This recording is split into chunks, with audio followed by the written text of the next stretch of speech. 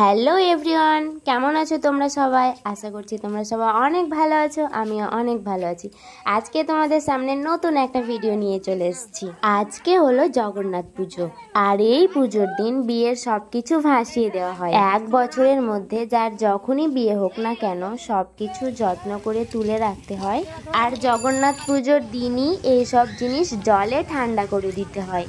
আর আজকের দিনে আমাদেরকে মানে নতুন বউদেরকে কালারিং নতুন শাড়ি পরতে হয়। আর এই দিকে আমি পুরাতন শাড়ি পরেই শ্বশুর বাড়ি হাজির, কারণ আমি জানতামই না যে নতুন শাড়ি পরে আসতে হবে বলে। আর এইখানে দেখো কি কি আজকে আমরা জলে ভাসিয়ে দেব।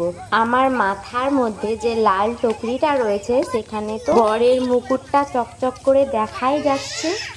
আরও আছে বউয়ের মুকুট, মানে আমার মুকুট, মালা বদল করে সেই মালা, ফুল, আর বিয়েতে আরও অনেক জিনিস লাগে সেই সব জিনিস। আর তোমরা কে কোথা থেকে দেখছো আর তোমাদের রিচুয়াল কেমন সেটা কমেন্টে বলে যেতে একদম ভুলো না। এই ছোট্ট পুকুরে আমরা চলে এসেছি, আর এখন এই সব ভাসিয়ে দেওয়া হবে। দেখে নাও কীরকমভাবে ভাসিয়ে দেওয়া হয়।